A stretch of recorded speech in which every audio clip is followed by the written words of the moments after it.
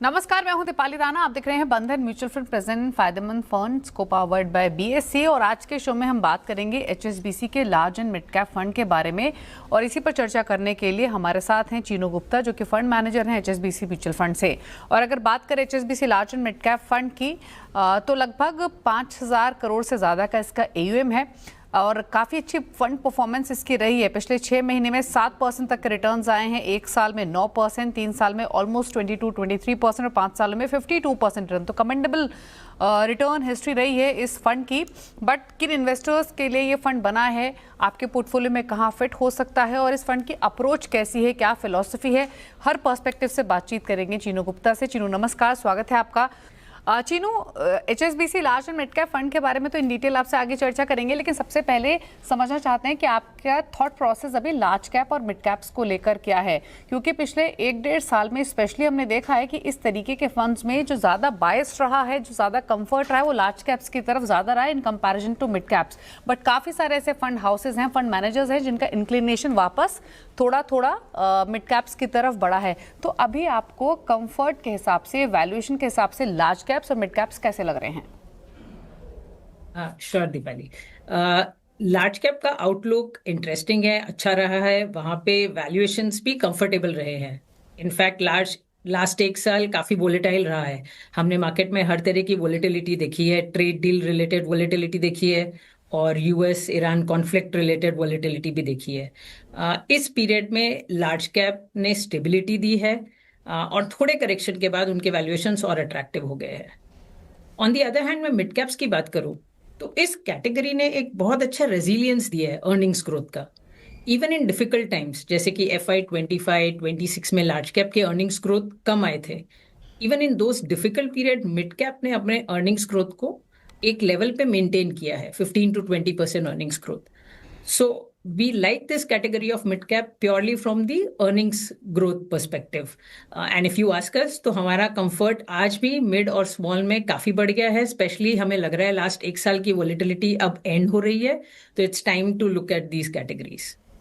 Okay, अच्छा, आप बात करें HSBC large and mid cap fund की, तो पहले तो आपकी जो कोर इन्वेस्टमेंट फिलॉसफी है इस फंड के पीछे, एग्जैक्टली वो क्या है? सबसे पहले इस फंड में हमने जो अप्रोच लिया है वो एक बॉटम अप पोर्टफोलियो कंस्ट्रक्शन का अप्रोच लिया है। हम इसमें ये नहीं देखते हैं कि बेंचमार्क कैसे फॉर्म्ड है और उसके अकॉर्डिंग इस पोर्टफोलियो को नहीं बनाते हैं। We don't follow benchmark hugging strategy, जिसमें आप 1-2% बेंचमार्क के ऊपर या नीचे फंड को डिजाइन करते हैं। रादर जहाँ पे कन्विक्शन बिल्ड होता है, जो बिजनेसेस हमें अच्छे लगते हैं, जिनकी क्वालिटी हमें अच्छी लगती है, उन बिजनेसेस को थोड़ा स्टडी करके that is how we capture these companies and get it in the portfolio. This conviction based approach जो होता है स्ट्रैटेजी, ये हमने फॉलो किया है और ये पोर्टफोलियो के लिए काफी कंस्ट्रक्टिव और अच्छा रहा है। HSBC large and mid cap fund की आप हमेशा से देखेंगे तो एक्टिव शेयर हाई रहा है। एक्टिव शेयर होता है नॉन बेंचमार्क हगिंग वेट जो होता है, और इस हाई एक्टिव शेयर को मैनेज करने के लिए हमने रिस्क मैनेजमेंट फ्रेमवर्क का भी अच्छा यूज किया है।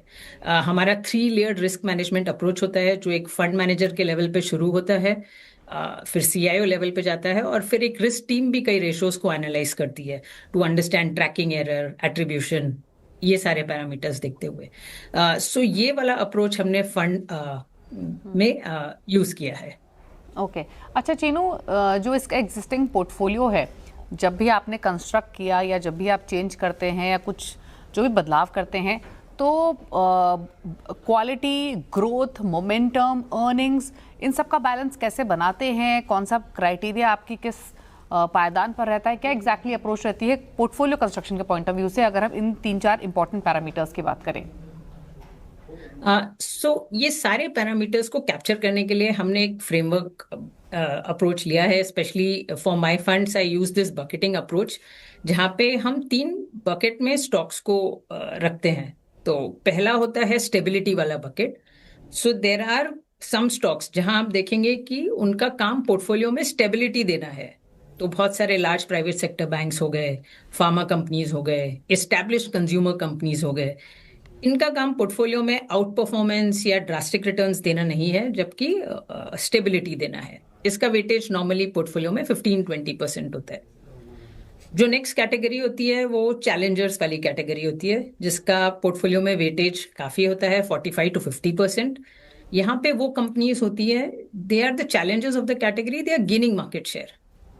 कभी कभी ये लार्ज कैप कंपनीज हो सकती हैं जो स्ट्रांग है, या कभी ये मिड कैप कंपनीज हो सकती है जो तेजी से ग्रो कर रहे हैं। They have better execution, better management, जिसकी वजह से ये मार्केट शेयर गेन कर रहे हैं। इसका काम पोर्टफोलियो में कंसिस्टेंट रिटर्न्स देना है इन्वेस्टर्स को। जो हमारी थर्ड कैटेगरी होती है, जो बकेट हम देखते हैं, उसको हम बोलते हैं टर्न अराउंड या thematic bucket. Almost 35% weightage fund का इस कैटेगरी से आता है, और ये कैटेगरी काफी इंटरेस्टिंग होती है। इसमें हम नए आइडियाज ढूंढते हैं। बहुत सारे आइडियाज उन कैटेगरी से आते हैं जो नई डेवलपिंग हो रही है। कभी टर्न अराउंड के लिए देखा जाता है तो किसी मैनेजमेंट की स्ट्रैटेजी चेंज हो रही होती है, कहीं मैनेजमेंट चेंज होता है, कभी गवर्नमेंट पॉलिसी चेंज होती है। ये सारे फैक्टर्स टर्न अराउंड को कंट्रीब्यूट करते हैं। And even themes like online penetration जिस तरह से पिक कर रहा है, ये थीम्स इस कैटेगरी में आती है। तो यूजुअली हमारे पोर्टफोलियो का most of the alpha generation, new idea generation ये कैटेगरी करती है। इस कैटेगरी में हाई रिस्क हाई रिवॉर्ड होता है, हिट्स और मिसेस होते हैं। इफ इट्स सक्सेसफुल, जब आइडिया सक्सेसफुल होता है तो वो अपने आप सेकंड कैटेगरी में आ जाता है, like a challenger. If the company does not perform as per expectation, तो 12 से 18 मंथ्स हम उसे ऑब्जर्व करके पोर्टफोलियो से फेड आउट भी कर देते हैं। तो यूजुअली पोर्टफोलियो कंस्ट्रक्शन का ये अप्रोच रहा है जहां हमें स्टेबिलिटी, ग्रोथ और टर्न अराउंड सबका एक मिक्स मिल जाता है। तो पोर्टफोलियो कंस्ट्रक्शन की जो आपने भी जवाब दिया, उसके थ्रू आपने एक हिंट तो दिया कि किन पॉकेट्स में या एग्जैक्टली क्या अप्रोच आपकी रहती है। उस पर मैं और इन डिटेल आगे आपसे बातचीत करूंगी चीनू, लेकिन अभी जो एग्जिस्टिंग कॉम्पोजिशन है लार्ज कैप और मिड कैप्स का, वो कितना है, और आप कैसे डिसाइड करते हैं allocation between large cap and mid cap while staying within the category mandate? So ये दीपाली, ये कैटेगरी जो है ये एक बहुत अच्छा मिक्स है। आप देखेंगे तो डिसिप्लिन और फ्लेक्सिबिलिटी का। डिसिप्लिन इसलिए क्योंकि यहाँ पर सेबी डिफाइंड नॉर्म्स में मिनिमम 35% एलोकेशन लार्ज कैप में होता है, मिनिमम 35% एलोकेशन मिड कैप्स में होता है। तो करीबन पोर्टफोलियो का 70-75% ऑलरेडी एक डिफाइंड फ्रेमवर्क में लॉक्ड होता है। तो दैट्स व्हाई कॉल ये एक बहुत ही डिसिप्लिन फंड है। जो रिमेनिंग 25% है वो एक फंड मैनेजर अपने अनुसार एलोकेट कर सकता है between large cap, mid cap, at times some small caps as well. Usually हम देखते हैं कि जब टर्ब्यूलेंट टाइम होता है, आउटलुक अच्छा नहीं होता है, फंड में स्टेबिलिटी की जरूरत ज्यादा है, तो लार्ज कैप का प्रोपोर्शन हम थोड़ा बढ़ा देते हैं। जब हमें लगता है कि मार्केट साइकिल टर्न हो रही है, कंसोलिडेशन हो चुका है मार्केट में, कंपनी के अर्निंग्स ग्रोथ अब पिकअप होने वाले हैं, उस टाइम हम अर्निंग्स ग्रोथ ड्राइवर देखते हुए मिड कैप का एलोकेशन थोड़ा बढ़ा देते हैं। तो इस तरह से ये एलोकेशन थोड़ा सा डायनेमिक होता है। तो there is little bit flexibility जो फंड मैनेजर के पास है, एंड बाकी as I said is already decided by the regulatory norms. और अगर हम रिसेंट पास्ट को देखें तो आपने जो एलोकेशन है large cap versus mid cap, वो किस तरीके से चेंज किया है या फिर नहीं, और अगर किया है तो किस तरीके का रुझान रहा है? सो पिछले साल हमारा लार्ज कैप एलोकेशन थोड़ा हायर था, 50% के आसपास था। मिड कैप एलोकेशन अराउंड 40% था, और स्मॉल कैप भी हमने रखा था 10%। आज देखते हुए जब हम बोल रहे हैं कि हम डिफिकल्ट टाइम से बाहर आ रहे हैं, मार्केट ने इनफैक्ट 2 साल से हार्डली कोई रिटर्न दिए हैं, this is the time we feel that एक कंसोलिडेशन फेज आ गया है, और अब मिड कैप और स्मॉल कैप यहाँ से थोड़े पिक हो सकते हैं। वो देखते हुए हमने लार्ज कैप का एलोकेशन थोड़ा कम किया है, 42%। हमने मिड कैप का एलोकेशन उतना थोड़ा बढ़ाया होगा, फ्रॉम 42 लिटिल में भी 42-43%, एंड लिटिल बिट हमने स्मॉल कैप का भी एलोकेशन बढ़ाया है, टेकिंग इट टू ऑलमोस्ट 15%। तो इस तरह से इस फंड में हमने थोड़ा सा लार्ज कैप से टिल्ट किया है little bit towards mid and small. Okay और अगर अब हम सेक्टोरल कॉम्पोजिशन को समझें तो क्या कुछ ऐसे रेस्पेक्टिव सेक्टर्स हैं जिन पर आप अभी ओवरवेट हैं इस फंड के थ्रू? सो हमें 3 सेक्टर या थीम स्ट्रॉन्गर लगते हैं, एक medium to longer term time frame के पर्सपेक्टिव से। पहला वो थीम है फिनेंशियल, जो हमने देखा है इन फिनेंशियल। हम देखें तो इंडिया में आज भी फाइनेंशियल पेनिट्रेशन का बहुत स्कोप है। छोटी कंपनीज, रिटेल सेगमेंट, यहाँ अभी भी लेंडिंग नहीं पहुंची है, and digitisation is helping your banks and NBFCs in segments को रीच आउट करने में काफी हेल्प कर रहे हैं। तो हम मानते हैं जो बैंक्स और एनबीएफसी टेक्नोलॉजी को एफिशिएंटली यूज कर सकते हैं, not only to have penetration वो अपना एसेट क्वालिटी भी टेक्नोलॉजी यूज करके काफी अच्छा मेंटेन कर सकते हैं. तो we are very positive on this financial space, banks and NBFCs. Second sector जो हमें पसंद है and we are positive on, we believe it, ये मैन्युफैक्चरिंग है, कैपिटल गुड्स एंड मैन्युफैक्चरिंग. पिछले कई सालों में गवर्नमेंट ने बहुत इनिशिएटिव्स लिए हैं, right from Aatmanirbhar Bharat to PLI and other policies जो उन्होंने इंट्रोड्यूस की है. ये डोमेस्टिक मैन्युफैक्चरिंग के लिए काफ़ी कंस्ट्रक्टिव है. आज यदि हम देखेंगे तो हमारे कई सेक्टर्स जैसे कि डिफेंस, पावर, इंजीनियरिंग, जो पहले डिपेंडेंट थे इंपोर्ट पे, इनका already shift towards domestic manufacturing हो चुका है.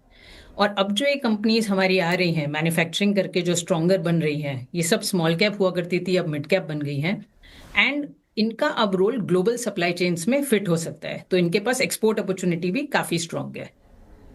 और मैं थर्ड सेक्टर पे जाऊं तो दैट इज कंजम्पशन. इंडिया में कंजम्पशन के पैटर्न्स बहुत इवॉल्व हो रहे हैं.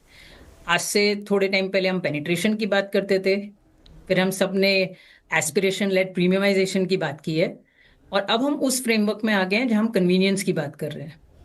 इंडियन कंज्यूमर जो शुरू से काफ़ी वैल्यू सेंटर्ड कंज्यूमर रहा है, वैल्यू को ही रिवॉर्ड करता है, आज वो कन्वीनियंस के लिए पे करने के लिए तैयार है. I think this is a big structural shift that has happened in consumption. So we like companies who are trending towards this. Brick and mortar consumption से online penetration शिफ्ट हो रहा है, सो ये थीम भी हमें काफ़ी अच्छी लगती है. सिर्फ इस सेगमेंट में हम कंपटीशन पे ध्यान देंगे. कंजम्पशन में टाइम एंड अगेन देखा गया है, जब कंपटीशन हाई होता है तो इन्वेस्टर्स पैसा नहीं बनाते.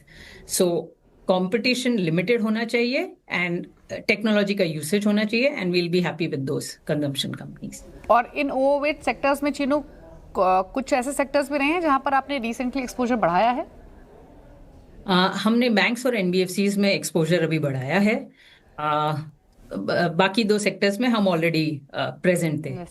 ओके. अच्छा, अब उन पॉकेट्स की बात करें जहां आप अंडरवेट है या जहां आपने अपने एक्सपोजर रिसेंट पास में ट्रिम किया है. सो अंडरवेट में हमारा एक सेक्टर रहा है ऑयल एंड गैस. इस सेक्टर में काफी इंपॉर्टेंट रही है government policy, and at the same time अभी ये जो वोलेटिलिटी हो रही है क्रूड रिलेटेड, वो काफी डिफिकल्ट बना देती है कंपनीज के लिए. कैसे हम इन्हें देखें? जो कंपनीज अच्छे पैसे बना रहे होते हैं, बिकॉज ऑफ वोलेटिलिटी उन पर विंडफॉल टैक्स लग जाता है. तो प्रेडिक्टेबिलिटी इस सेक्टर में बहुत डिफिकल्ट होती है. So we are underweight in this sector.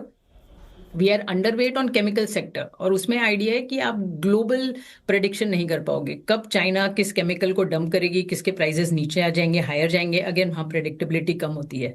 तो यूजुअली आप अप्रोच देखेंगे कि जहां जहां हमें लगता है कि प्रेडिक्टेबिलिटी लेस है, वहां हम लेसर प्रेजेंट है.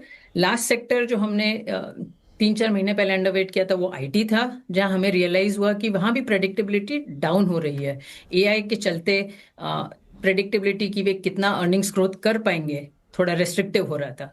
तो ये कुछ 2-3 सेक्टर है जहां हम अंडरवेट है. अच्छा, फार्मा पर एक क्विक कमेंट आपका, क्योंकि आईटी का तो आपने जिक्र किया ही, क्योंकि आईटी फार्मा दो ऐसी थीम रही हैं due to multiple factors, global tensions, US tariff की, ये पॉकेट्स को लेकर थोड़ा सा स्केप्टिज्म था, थोड़ा एप्रीहेंशन थी फंड मैनेजर्स के मन में. लेकिन टॉकिंग अबाउट फार्मा, यहाँ पर क्योंकि ये बास्केट बहुत बड़ा है, अम्ब्रेला बहुत बड़ा है, तो कई ऐसे सब सेक्टर्स हैं जो कि काफ़ी अच्छे भी लग रहे थे. सर्विसेज का हुआ, आपकी अप्रोच क्या है इस फंड के थ्रू? फार्मा को लेकर कोई प्रेजेंस है क्या या फिर नहीं?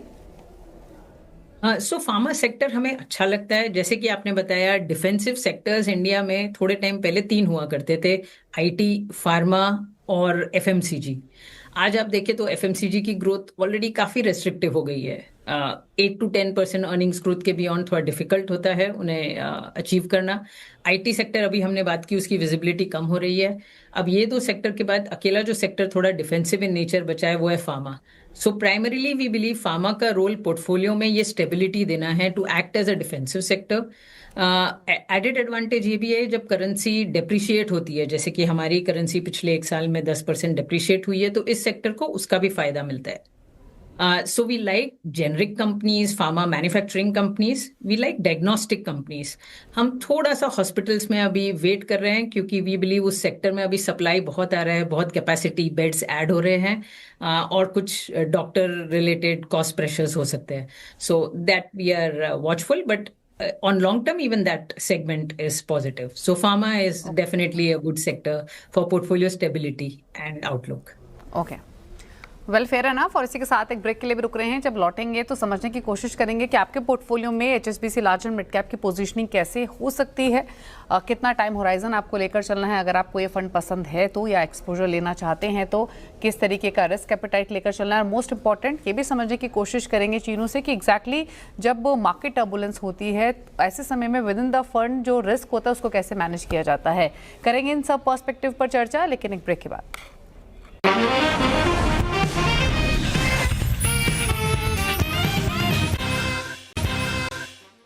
ब्रेक के बाद आपका स्वागत है। आप देख रहे हैं बंधन म्यूचुअल फंड प्रेजेंट फायदेमंद फंड्स को पावर्ड बाय बीएससी। और आज के शो में हम बात कर रहे हैं HSBC large and mid cap fund की, और इस पर बातचीत करने के लिए चीनू गुप्ता हमारे साथ मौजूद हैं, जो कि फंड मैनेजर हैं एचएसबीसी म्यूचुअल फंड से। चीनू, ब्रेक के बाद आपका स्वागत है। अच्छा, क्योंकि पिछले 1-1.5 साल तो वैसे भी इंडेक्स पर उतना रिएक्शन भले ही ना देखने को मिला हो, लेवल्स के पर्सपेक्टिव से एक रेंज भले ही रही हो चीनू, लेकिन स्टॉक स्पेसिफिक टर्बुलेंस तो काफ़ी रही है। बहुत कुछ हुआ है ओवरसीज मार्केट में और जियोपॉलिटिकल फ्रंट पर, डोमेस्टिक अर्निंग्स पर। तो ऐसे समय में विद इन द फंड जो डाउनसाइड रिस्क होता है उसे आप कैसे मैनेज करते हैं, या फिर पोर्टफोलियो लेवल रिस्क पैरामीटर्स कौन से होते हैं जिनको आप रेगुलरली मॉनिटर करते हैं? सो दीपाली, आपने बिल्कुल सही कहा। लास्ट 1 साल जिस तरह की हमने वोलेटिलिटी देखी है, शायद ही कुछ ऐसे साल गए होंगे जिसमें इतने वोलेटाइल टाइम्स देखे हैं। एक बिग हमने थंब रूल फॉलो किया पोर्टफोलियो में कि जैसे जैसे outlook of the market, of economy, outside world बोलते हैं ना, उनका आउटलुक जैसे जैसे वीक होता जाएगा, हमारे पोर्टफोलियो की विजिबिलिटी वैसे वैसे स्ट्रांग होती जानी चाहिए। उसका मीनिंग है जहां जहां हमें अर्निंग्स पे डाउट आया, अर्निंग्स आएंगे या नहीं आएंगे, उसके लिए एक पर्टिकुलर एनवायरनमेंट चाहिए तब अर्निंग्स आएंगे, वहां हमने एक्सपोजर को थोड़ा सा कम कर दिया। एग्जाम्पल के तौर पे मैं बताऊं तो हमने last year real estate exposure काफी कम कर दिया था। रीजन जस्ट बीइंग हमें नहीं पता था कि मार्केट साइकिल कैसे जाएगा, सारा आउटलुक जो ग्लोबल डेवलप हो रहा था, यूएस के साथ कॉन्फ्लिक्ट एक्सेट्रा, वो कैसे शेप अप होगा, तो हमने उस सेक्टर में एक्सपोजर कम किया। बट जहां पे विजिबिलिटी स्ट्रांगर होती जा रही है वहां पे हमने एक्सपोजर बढ़ा दिया था। तो सेक्टर्स लाइक एनबीएफसीज, जहां हमें लगा कि आरबीआई पॉलिसी काफी सपोर्टिव हो रही है, वो रेट्स को काफी अच्छे से होल्ड ऑन कर रहे हैं, नहीं बढ़ाएंगे और एनबीएफसी सेक्टर को बेनिफिट हो सकता है, तो हमने वहां एक्सपोजर बढ़ाया था। तो एक रूल फॉलो किया कि because outside visibility is poor, let us increase the visibility of earnings in the portfolio, और इसने काफी पोर्टफोलियो को हेल्प किया है। ऐसे ही कुछ सेक्टर थे जैसे क्विक कॉमर्स, हम वहां पे काफी ओवरवेट थे, बट हमने रियलाइज किया वहां कंपटीशन हाई है, अर्निंग्स विजिबिलिटी डेलिकेट हो सकती है, तो हमने वहां पे एक्सपोजर कट कर दिया। लेकिन जो कंजम्पशन ओरिएंटेड सेक्टर में हमें लगा था कि विजिबिलिटी स्ट्रांग रहेगी, वहां हमने एक्सपोजर मेंटेन किया। So this policy has actually helped us take care of these volatile times. Okay अच्छा चीनू, हालांकि आपने जब शुरुआत में आपसे बातचीत थी तब आपने बताया कि कोई भी कंपनी आप पिक करे 12 से 18 महीने का एटलीस्ट आप टाइम देते हैं, तो आई एम श्योर जो पोर्टफोलियो की मॉनिटरिंग होती होगी वो एक्टिवली होती होगी डे टू डे बेसिस पे भी, लेकिन क्या यही फॉर्मेट फॉलो किया जाता है? एटलीस्ट 1 साल का समय दिया जाए, जिस फंडामेंटल्स के पर्सपेक्टिव से जो स्टॉक आपने पिक किया या जो होल्डिंग्स आपने बनाई है एटलीस्ट उतना समय उनको दिया जाए, या फिर कौन से सर्कमस्टांसेस होते हैं जहाँ पर आप कंप्लीटली एग्जिट लेते हैं स्टॉक से? पोर्टफोलियो में स्टॉक को यूजुअली, जैसे आपने कहा, हमें यदि मैनेजमेंट की स्ट्रैटेजी समझ आ जाती है, नंबर्स हमारे फ्रेमवर्क में बैठ जाते हैं, हमने वैल्यूएशन इवैल्यूएट कर लिया है और स्टॉक ले लिया है, तो हम पोर्टफोलियो को जैसे कि हमने डिस्कस किया उतना समय बराबर देते हैं उस स्टॉक को। अब सिचुएशन जैसे जैसे चेंज होती है, आप एवरी क्वार्टर वो मैनेजमेंट से बात करते हैं, देखते हैं वो कंपनी क्या रिजल्ट डिलीवर कर रही है, उसके पीछे कारण क्या होते हैं, कभी जो अर्निंग्स मिस होती है। इन केस हमें ये बिलीव होता है दैट मैनेजमेंट सही काम कर रहा है लेकिन एक्सटर्नल एनवायरनमेंट चेंज हो गया है, just to give an example, जैसे क्रूड के प्राइस हाई हो गए थे, अब उसमें मैनेजमेंट की कोई गलती नहीं है, एनवायरनमेंट चेंज हुआ है, so we'll patiently wait with the company. But in case we believe कि कंपनी ने स्ट्रैटेजी कुछ और कही थी लेकिन अब प्रेशर में आके वो अपनी स्ट्रैटेजी चेंज कर रहे हैं, उनका ओरिएंटेशन थोड़ा शॉर्ट टर्म हो रहा है, वो लॉन्ग टर्म फोकस छोड़ के कंपनी में शॉर्ट टर्म ऑप्टिमाइजेशन कर रहे हैं, तो उस कंपनी में हम वेट कम करने लगते हैं। सो मॉनिटरिंग रेगुलर होती है, एवरी क्वार्टर ये हम ध्यान देते हैं कि कंपनी उस लाइन पे जा रही है जो बताई गई है या नहीं। एंड कई ऐसे केसेस होते हैं जहां हम इमीडिएट एग्जिट करेंगे, जैसे कि capital allocation change strategy, suddenly management ने डिसाइड किया कि बिजनेस के किसी सेगमेंट में इन्वेस्ट करेंगे, if we are not convinced कि वो सेगमेंट सही है और हमें लग रहा है कि management is taking a very hurried call उस सेगमेंट में जाने के लिए, वील चेंज। कॉर्पोरेट गवर्नेंस भी एक ऐसे ही रीजन है जहां हमें वो डाउट आ जाता है, फिर हम और कुछ नहीं देखते हैं। तो ये कुछ इमीडिएट एग्जिट होते हैं, और बाकी जगह हम पेशेंटली मॉनिटर करते हैं, एंड ड्यू टाइम के बाद फिर if it doesn't work out we'll exit. अच्छा, अब कौन से इन्वेस्टर्स के लिए आपके हिसाब से इस तरीके का फंड बेस्ट सूटेड हो सकता है इन जनरल? अगर लार्ज और मिड कैप कैटेगरी की बात करें, आप एटलीस्ट कितना इन्वेस्टमेंट होराइजन एक इन्वेस्टर को लेकर चलना चाहिए इस तरीके के फंड में?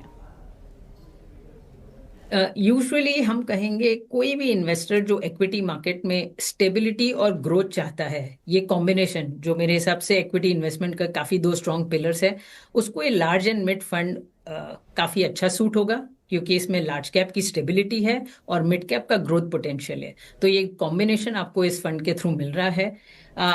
बट डेफिनेटली इन्वेस्टर का ओरिएंटेशन लॉन्ग टर्म होना चाहिए। आपको कम से कम 3 से 5 साल का होराइजन लेते हुए इस फंड में इन्वेस्ट करना चाहिए। लॉन्गर इन्वेस्टमेंट साइकिल हमने हमेशा देखा है, अक्सर लोग जो SIP करते हैं इवन ओवर 5 to 10 ईयर काफी मार्केट साइकिल्स कैप्चर कर लेते हैं और रिटर्न्स ऑप्टिमाइज कर लेते हैं। सो आई वुड एडवाइस इन्वेस्टर्स जो लॉन्ग टर्म वेल्थ क्रिएशन पे फोकस कर रहे हैं, शॉर्ट टर्म वोलेटिलिटी को इग्नोर कर सकते हैं और डिसिप्लिन इन्वेस्टमेंट कर सकते हैं, उन सबके लिए ये फंड्स काफी सूटेड है। और रिस्क एपेटाइट कैसी होनी चाहिए? आप इसे कौन से रिस्क पैरामीटर, रिस्क को मीटर में प्लेस करेंगे इस फंड को? एक रिस्क एपेटाइट यदि मैं इक्विटी के फ्रेमवर्क से देखूं तो ये फंड एवरेज रिस्क एपेटाइट में बैठता है, जहां स्मॉल और मिड थोड़े हाई रिस्क एपेटाइट में आ जाते हैं, large cap funds less risk appetite में आ जाते हैं। तो इसकी पोजीशनिंग एग्जैक्टली बीच में है। तो ये एक एवरेज इक्विटी रिस्क एपेटाइट के हिसाब से ये फंड सही बैठता है। ओके। अच्छा, अगर हम ओवरऑल एक इन्वेस्टर के पोर्टफोलियो कंपोजिशन के पर्सपेक्टिव से देखें तो आपके हिसाब से इस फंड की positioning with regards to allocation, percentage allocation of overall portfolio कितना रहना चाहिए, कितना रह सकता है? ओवरऑल पोर्टफोलियो के हिसाब से आज मैं यदि देखूं तो मेरा एक मानना है कि प्योर लार्ज कैप फंड में इन्वेस्ट करने की जगह, जहां पे थोड़ा सा you are restricted with top 100 companies जिनका अर्निंग्स ग्रोथ पोटेंशियल पहले तो 15% प्लस हुआ करता था, बट अब थोड़ा सा कम हो गया है, उसकी जगह लार्ज एंड मिड इन्वेस्टर के पोर्टफोलियो में एक साइजेबल प्लेस ले सकता है। So anywhere between 30 to 40% allocation in this kind of strategy is something very healthy for an investor. Okay, ठीक है। तो ये तो चर्चा हुई HSBC large and mid cap fund के बारे में, और बहुत ही सिंपल सरल भाषा में समझाया चीनू ने कि एग्जैक्टली इस फंड के थ्रू क्या अप्रोच रहती है, किस तरीके की परफॉर्मेंस रही है, और मोस्ट इंपॉर्टेंट कि क्या अप्रोच लेकर चलते हैं इन्वेस्टमेंट पॉइंट ऑफ व्यू से, या कितना समय किस कंपनी को देते हैं। वेल, थैंक यू चीनू आने के लिए शो में और इस फंड से जुड़ी तमाम डिटेल्स हमारे व्यूअर्स को समझाने के लिए। Thank you. तो ये तो चर्चा हुई HSBC large and mid cap fund की। इसी के साथ वक्त हो गया ब्रेक का। फायदेमंद फंड्स में इतना ही। ब्रेक के बाद भी खबरें जारी हैं। नमस्कार।